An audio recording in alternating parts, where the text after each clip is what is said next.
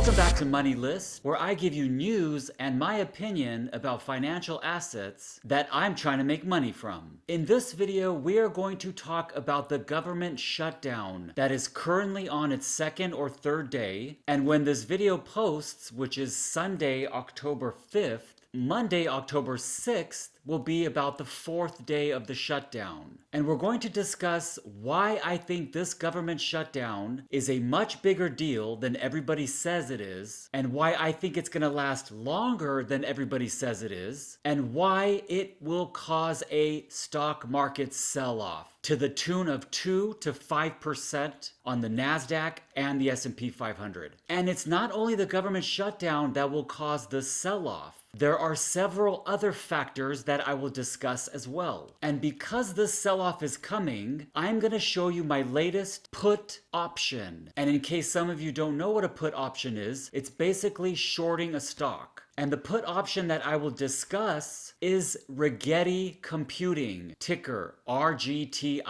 And this stock is out of control, a bloody mess. And I guarantee it comes down. That's why I just placed a big put option on it. So I'm going to show you the put option, and I'm going to show you my valuation and my opinion on Rigetti Computing. And before we get started, make sure you do your own homework and your own due diligence, because this is not financial advice, and I don't want you to lose money, even though I may lose money. But of course, I don't think I'm going to lose money. I think I'm going to double, triple, or quadruple my money on this trade I'm about to show you. Let's get started.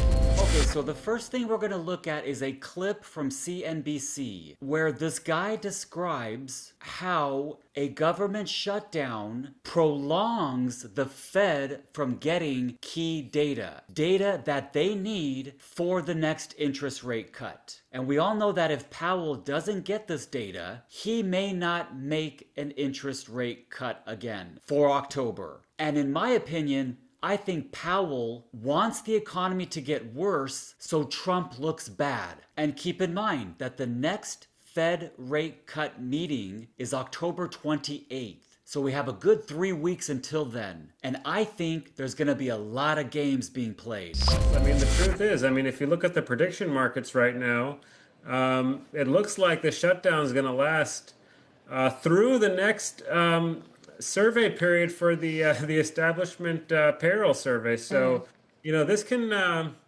this can drag on quite a while. It does feel like both sides are kind of digging their heels in right now.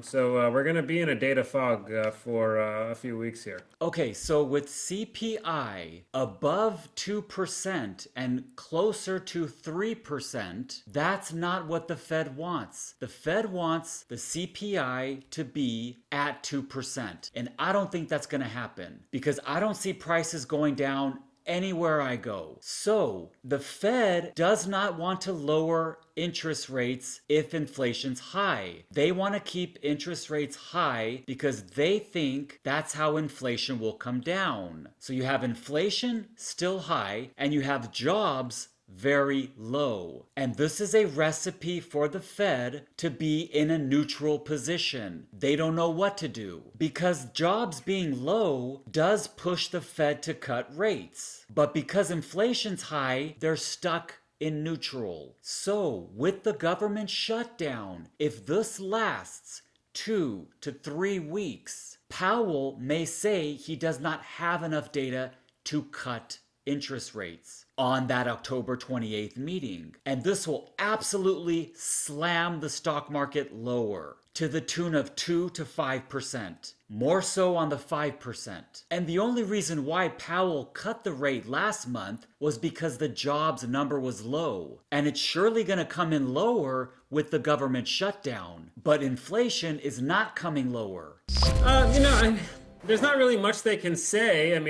I think we all know the labor markets are cooling, right? Last week we saw the conference board data. It showed weakness in the labor differential. The ADP number showed, basically an outright contraction in private employment. And then ISM data showed ongoing weakness in the employment component. So what can the Fed speakers really say other than things are slackening here. And, at the margin, I mean, the longer the government shutdown goes on, the worse it's going to be for the economy. So, at the margin, I think that should make them a little bit more cautious on the outlook. Right now, the stock markets are basically at records. What incentive is there really for the president to negotiate with the other side? So, I think that's really the risk, Morgan, at this point is, does the stock market ultimately have to be like that forcing function to get both sides to the table? Now, this guy has a good point, because with the stock market at an all-time high, this is making Trump look good. So Trump may not negotiate with the Democrats that quickly. Trump may want to prolong the shutdown because he wants to get rid of a lot of jobs in the government, which is the Doge thing. So Trump's not going to budge until those jobs get cut. And those jobs are going to affect the stock market because those government jobs are going to connect with the Main Street jobs. That's going to come in lower. So that coupled with high inflation, there's no reason for the stock market to be at an all-time high. How does this affect the U.S. economy, and at what point does that actually start to take root? Well, I mean, I'm sure every one of your viewers has been bombarded by Wall Street economists in their inboxes saying that this probably knocks 1/10 to 2/10 off GDP every week that it goes on, and that once the shutdown is over, that hit will be made up as people get paid. I think the risk is the president's talking not just about furloughing workers, which is what we usually see, but also getting rid of some of these government workers permanently. And that creates a different set of dynamics for the U.S. economy. Obviously, if you're a furloughed worker, you probably don't shift your consumption all that much because you expect your income to come back later. But if you're fired, then you have a permanent income loss, and that could be more problematic. So he just said that GDP is coming in lower, which is gross domestic product. What does that relate to? Recession. And as soon as Powell utters the word recession, the stock market will sell off. And if all these government jobs get cut, coupled with the Main Street jobs, Powell may hint at a recession. And it doesn't just have to be Powell, or it may not be Powell. It can be other Wall Street analysts or other big bank managers. If a couple of them start saying recession, we have a stock market sell-off. And that's what I'm anticipating. So with that said, I have placed about 10 put options, which are like shorting stocks because I think they're going to get lower. So for the rest of the video, we're going to talk about Rigetti Computing and my put option on it. So in case you don't know, Rigetti Computing is a quantum computing stock. And there's about 4 of them. And all of these 4 are the front runners to the quantum computing race. And all 4 of these quantum computing stocks are way crazy, stupid, overvalued. And I'm going to prove it to you right now with Rigetti. Okay, so first let's look at the snapshot of Rigetti Computing, ticker symbol RGTI. We see that the market cap is $12.9 billion. $12.9 billion. And we see that their earnings per share are negative 0.88. In my opinion, this is going to stay negative. This is going to stay negative for at least 4 quarters. And it may increase to -1, -2, -3. And why do I say that? Let's go to the income statement. But before we go to the income statement, let's go to the quick overview shots. Okay, so first of all, we go to institutional ownership, and we see that there's 34%. Good companies and good stocks usually have 60 to 90% institutional ownership. So this tells us it's a lot of retail traders trading this. No money manager wants to own this for a serious investment. Then we see that the short interest percentage of the float is 14.3. Anything above 5% is high. Then we scroll down to the valuation and we see the price to sales is 1,638. That's bananas, crazy, stupid high. And the price to book is 23x, which shows that they have no real assets. Everything is, quote, intellectual property. Then we scroll down to the profitability, and we see a net profit margin of a negative 2,079, an operating margin negative 981. Those quick snapshots right there should seal the deal that this is crazy, stupid, overvalued. But let's go further. Let's look at the balance sheet, the income statement, and the cash flow statement. Okay, so when we go to the balance sheet, we're going to see a couple fishy things here. The first thing we see at the bottom of the balance sheet is the total liabilities and shareholders' equity, which says $637 million.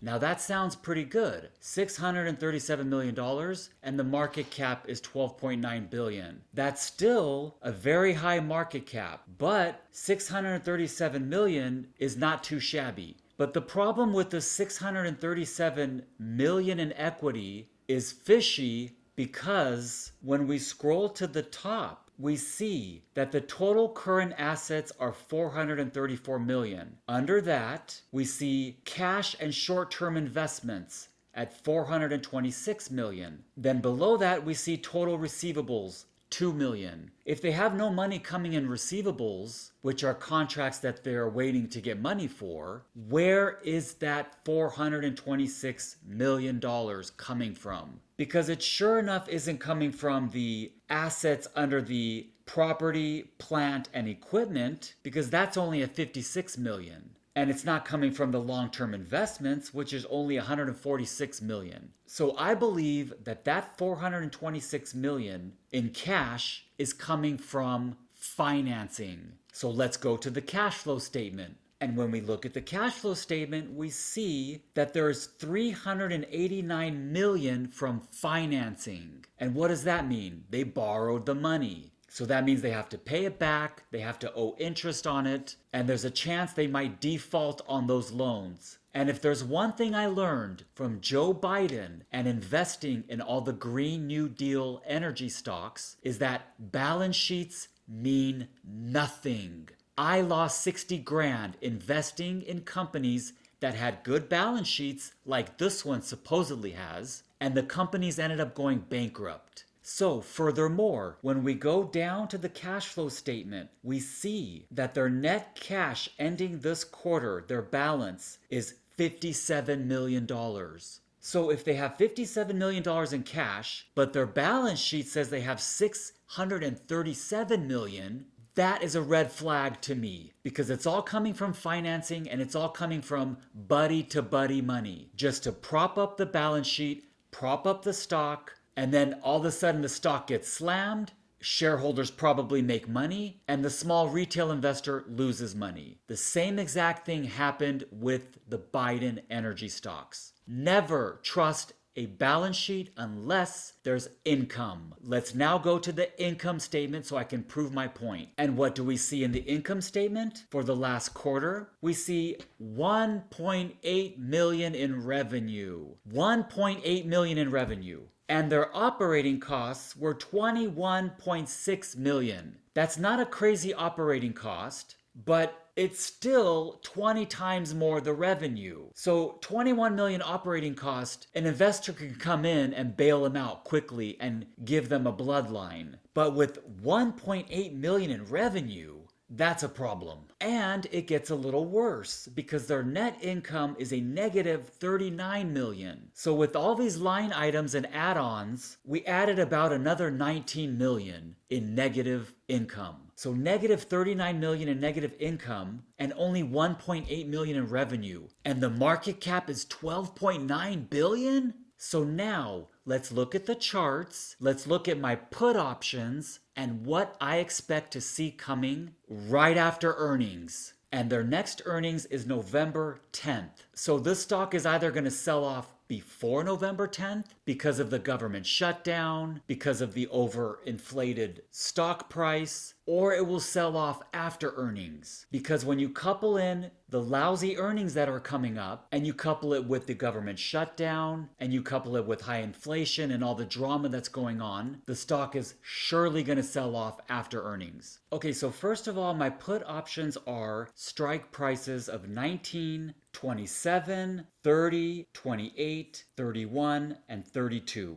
So let's look at the chart and I'm going to explain each one of these strike prices and why I placed these orders. Okay, so Rigetti posted the last earnings on August 12th, 2025. And we see that the stock was trading around $18. After earnings, the stock fell to about $14.85 in the coming days after earnings. And we see that it traded sideways for about 2 to 3 weeks. And the reason why it fell after earnings is because there was no earnings, and it's overvalued, and it's all hype. And then on September 14th, it has a breakout to about $19. And why did it have a breakout? Because of the AI hype. The AI build out, the AI data center build out, all of the AI infrastructure plays, because that's the only thing that the quantum computing stocks are clutching onto is the AI trade. But they really have no revenue like the AI trade. The AI stocks have revenue. Most of them do. Then we see that on September 16th, Rigetti jumps up to $28 a share. And for what? Then we see the run continue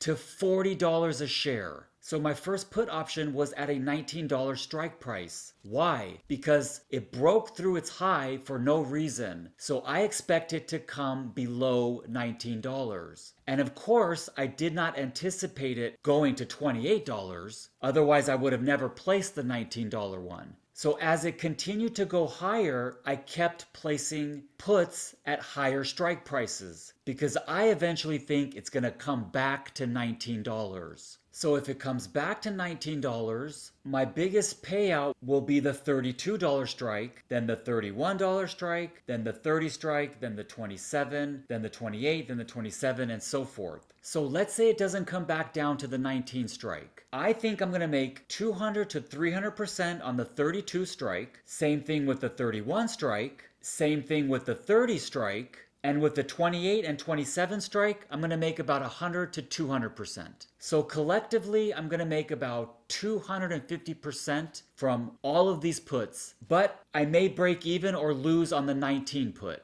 But it doesn't matter because the other strike prices will make so much money, I don't even care if I lose money on the 19 put. So what do you think about this trade? Comment down below, let me know. And do you have any puts on Rigetti? And do you think Rigetti's going to go higher or do you think Rigetti's going to go lower? Thank you for watching and see you in the next video.